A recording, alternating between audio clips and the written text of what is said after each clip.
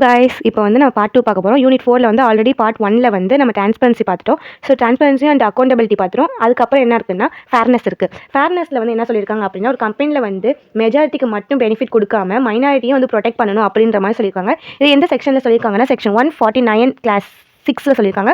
தென் section 178ல் சொல்லியிருக்காங்க. இதுக்கு ரிலேட்டடான கேஸில் பார்த்தா ஈஸியாக புரியும். Needle industries versus needle industries Newey India limit 1981. இந்த கேஸில் என்ன பண்ணியிருப்பாங்கன்னா, மைனாரிட்டிக்கெலாம் முன்னாடி வந்து யாருமே வந்து ப்ரொடெக்ஷன் கொடுத்துருக்க மாட்டாங்க. பட் இந்த கேஸில் தான் சொல்லியிருப்பாங்க, மைனாரிட்டி ஷேர் ஹோல்டர்ஸ்க்குமே வந்து ப்ரொடெக்ஷன் கொடுக்கணும் எந்த ஒரு கம்பெனியாக இருந்தாலும் அப்படின்னு சொல்லி இந்த கேஸில் சொல்லியிருப்பாங்க.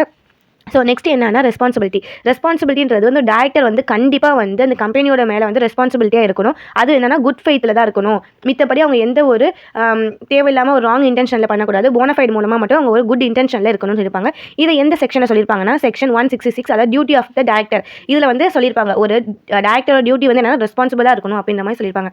இதை எந்த கேஸில் அது மூலமாக நம்ம சொல்லலாம்னா Howard Smith limit versus Ampol petroleum limit. இந்த கேஸில் என்ன சொல்லியிருப்பாங்கன்னா, கோர்ட் இதில் தான் ஃபஸ்ட் டைம் சொல்லியிருக்கோம் ரெஸ்பான்சிபிலிட்டியாக இருக்கணும். அது எதுனா நமக்கு பவர் இருக்கும்போது, டேரக்டர்ஸ்க்கும் பவர் இருக்கும்போது அது போனஃபைட் மூலமாக தான் எக்ஸ்பிரஸ் பண்ணணும் அப்படின்னு சொல்லியிருப்பாங்க.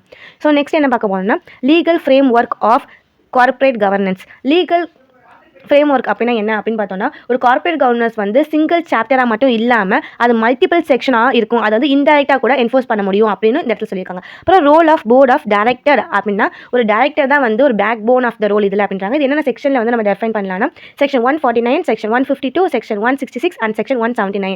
அதாவது நம்ம டேரக்டரோட டியூட்டிஸ், ரைட்ஸ், அந்த மாதிரி டேரக்டரோட செக்ஷன்ஸ் எல்லாமே எடுத்தோம்னா ஃபுல்லாகவே நம்ம இதுக்கு ரிலேட்டட் பண்ணிக்கலான்றாங்க.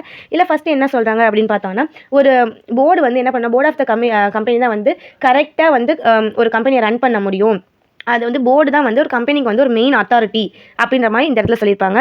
ஸோ அப்புறம் வந்து போர்டு வந்து என்னென்ன விஷயத்தை என்ஷூர் பண்ணுதுன்னா, risk management, ethical content and statistics இதெல்லாமே வந்து ஒரு போர்டு வந்து மேனேஜ்மெண்ட் பண்ணுது அப்படின்ற மாதிரி சொல்லியிருக்காங்க.